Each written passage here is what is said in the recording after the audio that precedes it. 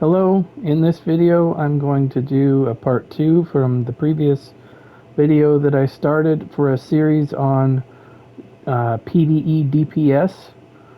So if you didn't see the first video that I did, please go watch that. If you don't care about watching the first part of this series and you just want to go into this one, let's get into it and see what we're going to talk about this time. This is going to be part 2. I'll probably do another video also to get button up everything that's a little bit more intricate, but let's get into it. So in the last video I covered attributes, mundus,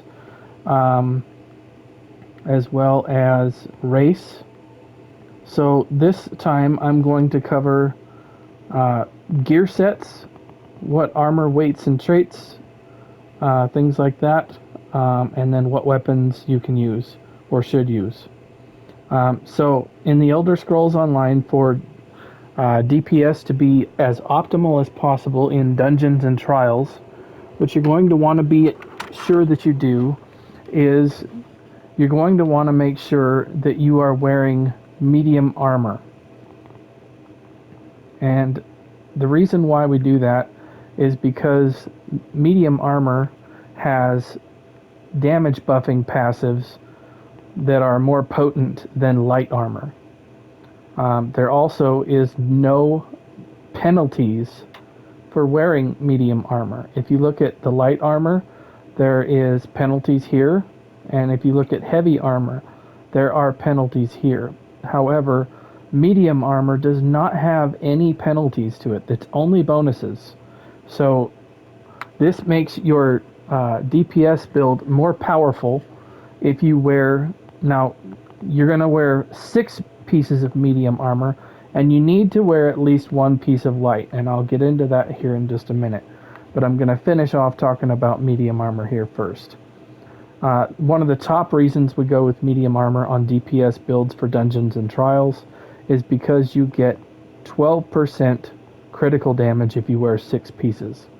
That is crucial if you're going to want to reach the critical damage cap in your trials group, because in most cases, if you enter into a trial group like through Group Finder or something like that, they're going to expect you to be wearing 6 pieces of medium armor, and this is one of the biggest reasons why, is because it's going to increase your critical damage, and then they don't have to depend on providing this 12% or more to you in order to reach the cap. If you bring this yourself on your own build, then it's taken care of, and it's pretty much assumed game-wide and server-wide that you should be wearing 6 pieces of medium armor. So depending on what your gear sets are that you're wanting to wear, you may have to configure this a certain way so where you optimize how this is set up. So I'll get to that in a minute as well. Stamina recovery, because most DPS should be wearing 6 pieces of medium armor, this makes it easier to be a stamina build. Magicka builds are much harder to sustain with all the medium armor because of this passive right here. You get 4% more stamina recovery per piece, which is 24% total, as you can see. It also reduces the cost of your stamina abilities by 12%. That's extremely helpful when you're trying to do a rotation. So it's a good idea to try it. I would say I suggest doing a stamina build to start out for DPS, because it's going to just be easier to sustain overall, just because of this Windwalker passive alone. The sneak cost doesn't really come into too much unless you're trying to sneak past ads and stuff like that. This really doesn't come into play too often. Like I say, if you're trying to sneak past ad pulls to just do bosses in the trial, then this could be a minor factor. But these 2 passives are much more pivotal than this one. This one is another big one here. This increases your standard damage, not crit damage, but your standard weapon and spell damage by 12%. That's a big, unique increase to your damage that is not going to be present any other way other than doing this. And then also your movement speed is increased. That's really helpful in case you need to get out of a mechanic. This will increase your movement speed by 18%. That is more than what minor expedition can give you. Minor expedition is 15%. So this can also help if you're using the Cavalier's Charge script now, because of what they're doing with the Arcanist class mastery. The Cavalier's Charge script is going to be much more popular, because it gives you weapon damage based on speed boosts. So this right here is going to give you quite a lot of damage just in a passive. It'll be just about 100 DPS, 100 weapon and spell damage just with this passive right here, because the Cavalier's Charge gives you, I believe it's 6 weapon and spell damage per 1%. I can't remember exactly. I think it's 6. So it's by 18, which is 108. So there's that. That is why we wear medium armor. This is very, very important. So depending on what 2 5-piece sets are, you may have to, for example, I have my setup currently right now. Your monster set may have to be the light piece that you wear, because if your 2 5-piece sets are both medium, then there's just no room other ways to put it somewhere else. So you're going to need to put this on your headpiece as a light piece. Just remember, you will need to make a stamina glyph for the light piece of armor that you make, because they are defaulted to Magicka glyphs. So important to keep in mind on that. That's easily overlooked, and you could be wondering what the heck's going on, why your stamina might be a little bit low. That could be a contributing factor. It might not be the only one, but there's that to pay attention to. Divines is always the trait you want to use with whatever attribute that you have stacked into. For example, this is a stamina build where we have put all points into stamina. So you want to make sure that your armor glyphs are all stamina glyphs as well. Everything needs to be the same. Whichever one you pick. If you're a Magicka build, then yeah, you want to build Magicka glyphs for the stamina pieces. You're gonna need to make more of those, because there's a lot of medium armor. Medium armor defaults to a stamina glyph, so just keep that in mind. For jewelry, obviously you want to try and gold this out as best as you can. In Bloodthirsty trait, as well as with a multi-effect enchantment, which is the weapon and spell damage enchantment, you can either make the one that gives you the stamina recovery, or you can make it with the mag recovery. I really have not encountered a build that it matters if you pick either or, because the recoveries that you get from this are so minimal. I don't know that you would even recognize it. Altogether, you're only going to get 30 recoveries, and that's only going to tick once every 2 seconds, so it's essentially 15 recoveries per second. That's not going to really make or break you, so it doesn't really matter which one you pick. You just want to make sure that you make the weapon damage glyphs. And the reason why you want to gold out your jewelry is because the Bloodthirsty trait here will hit much harder, even if you're wearing a set that doesn't change the buffs down here on the bottom. If you're wearing a set like, for example, I believe Deadly Strike, if you gold out, I can just go up here into my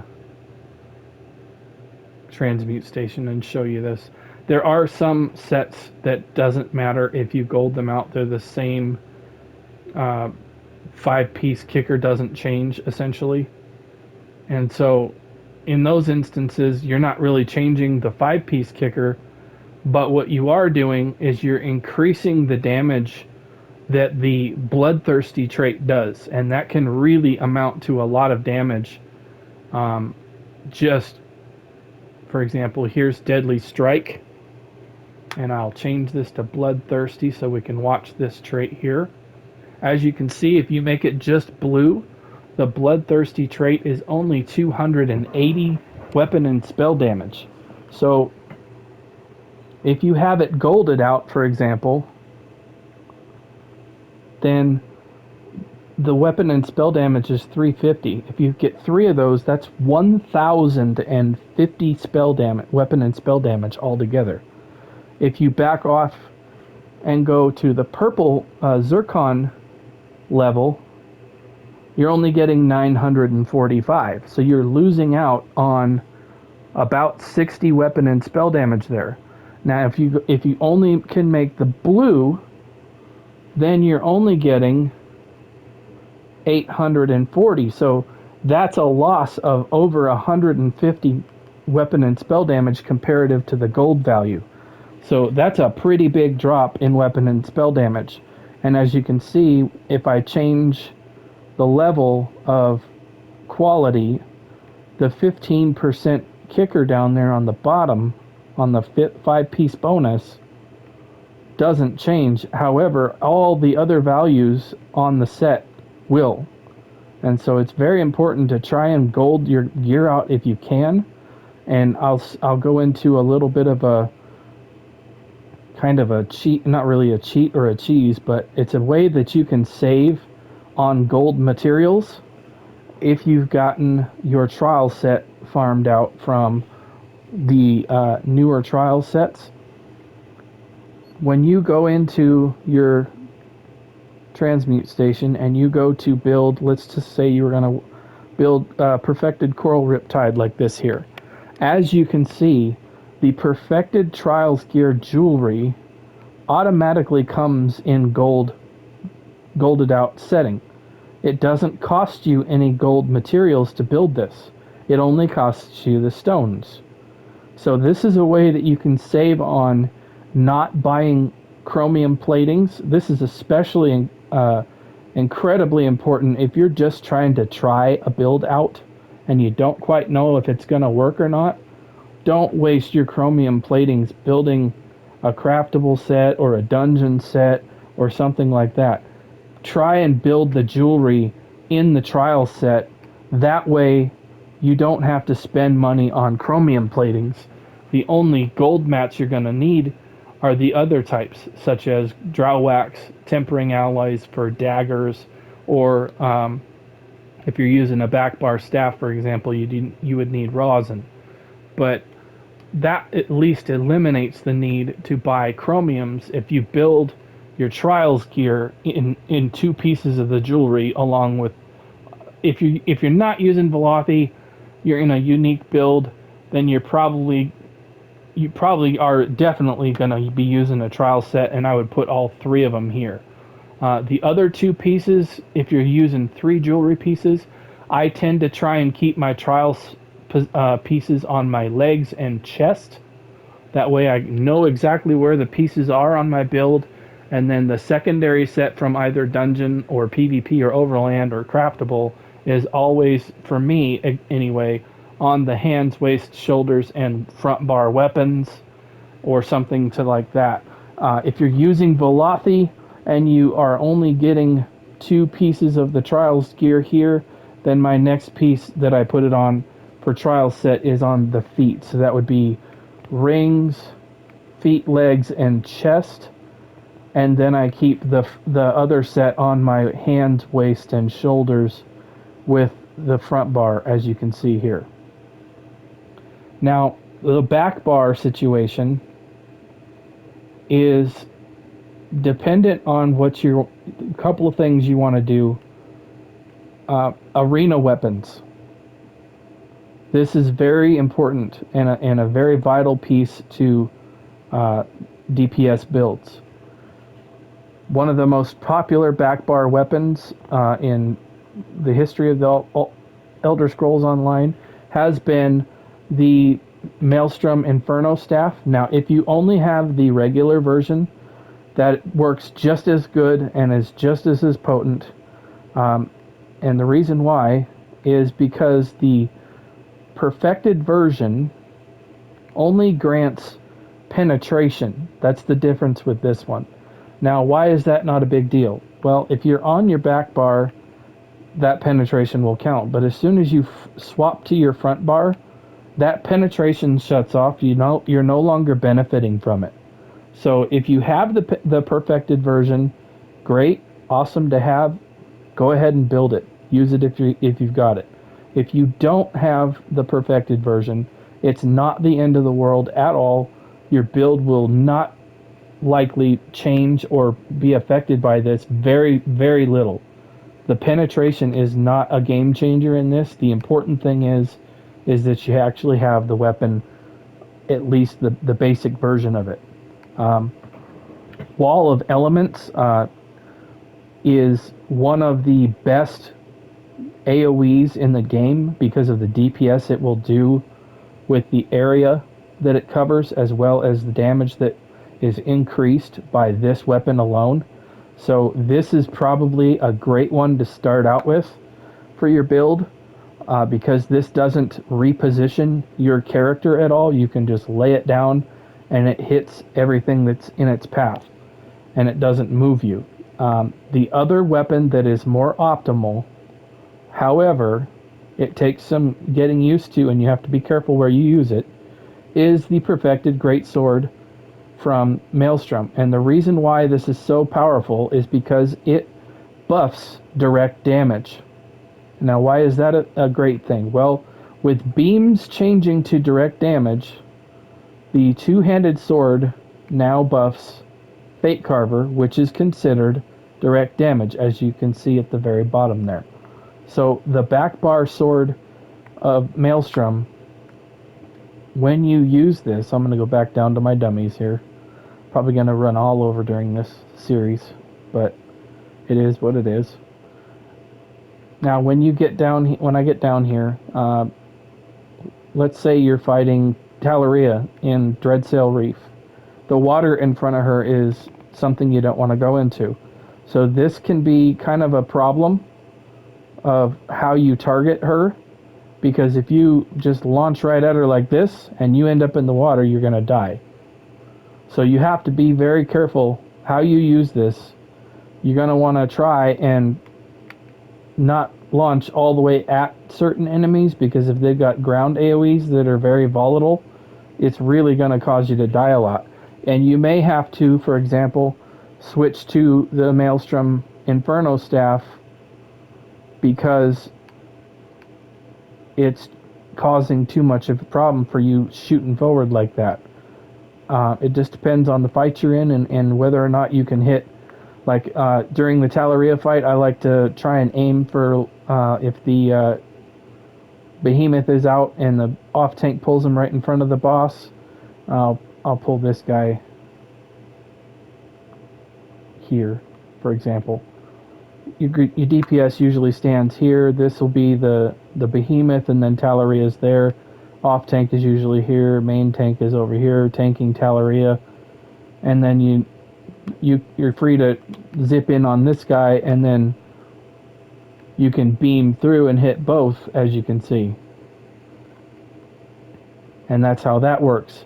If you can try to aim for something that's not going to get you in trouble, then you can do it that way, but you may have to switch around. So I would recommend keeping both of those arena weapons built, and then in most builds, all you're going to have to really change is the arena weapon proccing skill, which means you may need to have both your destruction staff and your two-handed sword filled in for that.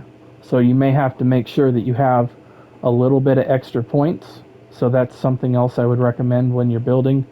Make sure you have a little bit of extra points so you have some wiggle room around for some fights and stuff. That's something that I don't hear a lot of people talk about. But keeping some flexibility like that is going to be really helpful. Depending on what your group is doing, you may need to do that. So keep that in mind. So that is the back bar. And by the way, we always make this back bar infused with a weapon enchantment.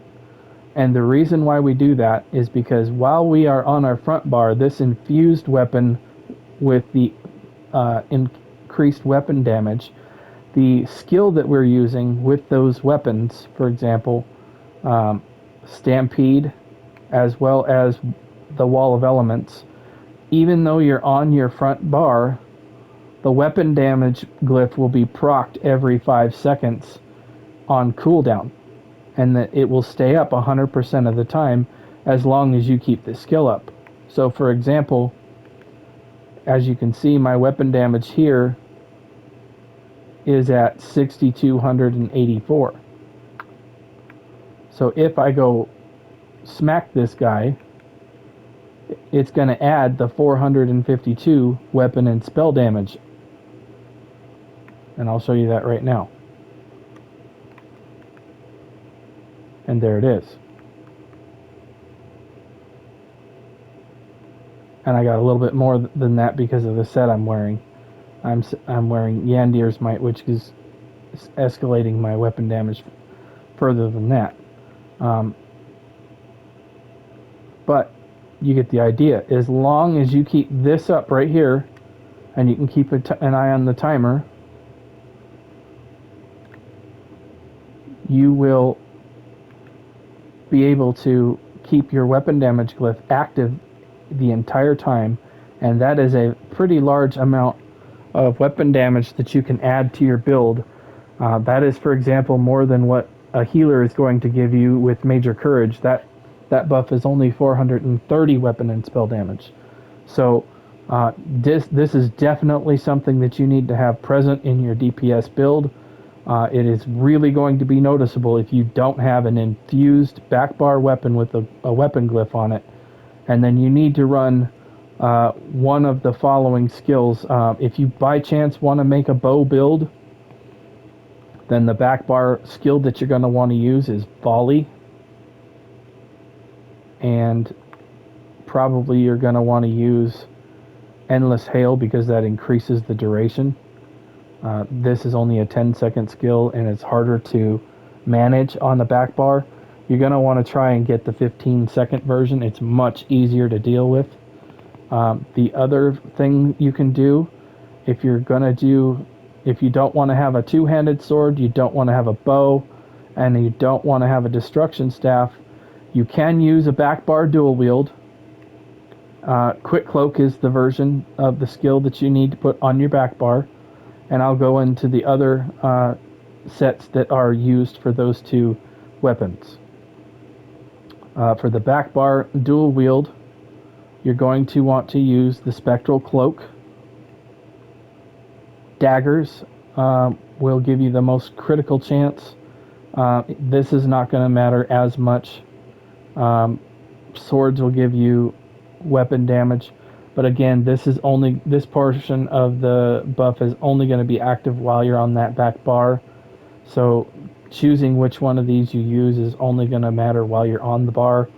In terms of the passives for what it gives you, daggers give you critical chance, axes give you critical damage, maces give you penetration, and swords give you weapon damage. Now, if I rattled that too quickly, you can always go into the skills, go into the dual wield, and go to the very bottom passive, the twin blade and blunt, and you can read those buffs right there. For each type of the weapon, this is what they provide at gold value. That's really important that you pay attention to that. These are gold value numbers here. If you don't have a golded out weapon, then these are going to be lower than what you're seeing here. I'm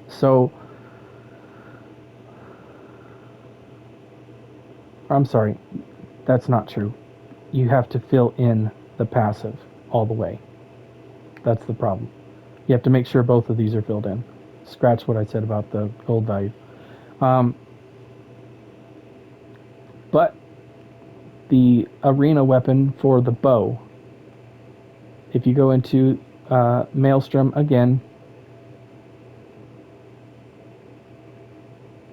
the Thunderous Volley is the bow that you want to use for back bar dungeons and trials if you by chance have a bow for a back bar. this will increase your damage on your volley skill. The Black Rose Daggers is good because it will give you a damage buff as well as a defensive buff. Because not only are you going to be activating the cloak ability, which gives you major evasion, you're also going to get an extra 6% damage reduction taken for running this, especially on the back bars, easier to run. So keep that in mind. Those are the weapons that you want to run for the back bar arena weapons. Dragon Star Arena is mainly for tanks, healers, and PvP weapons. There's not really good PvE DPS stuff in here. This is typically tanks, healers, and PvP weapons. I would try and not build with this unless you've got a real specific. The Caustic Arrow can be good for boss fights because it's going to increase your weapon damage done to an enemy inflicted. I will say that would be good for single target fights. You could use that, and then the skill that you need to use for that weapon is going to be the Poison Arrow skill, which is this bottom one here. And I would recommend that you use the Poison Injection. You're not going to need Brutality and Sorcery that much because that's usually provided from other skills, so I would recommend making it hit harder when the enemy gets lower. That's going to do a lot more damage if you do that. So really quickly on front bar weapon traits, I would suggest that you build with dual wield front bar daggers. And the reason why the dual wield daggers is so potent is because of the passives that they have here. The Slaughter passive increases your dual wield abilities by 20%. So that's really only going to make Quick Cloak hit harder on this bar, for example. So that's not a huge passive, but this one is pretty big. Increases your weapon damage by 6% of your offhand weapon damage. It reduces the cost of your stamina abilities from the dual wield skill line. Gives you a 15% damage bonus when attacking a stunned or immobilized or silenced enemy. So during ad pulls, this is really going to buff your damage when you're attacking these type of enemies that have been immobilized, which is most of the time what your tanks are doing for you. They're stunning or immobilizing them. But this is the biggest contributor why we run front bar daggers. The critical chance that you get from each dagger is going to be equal to 3%, so a total of 6% if you have 2 front bar daggers. And that is very important because the critical chance stat is one of the most potent ways to increase your DPS on your build.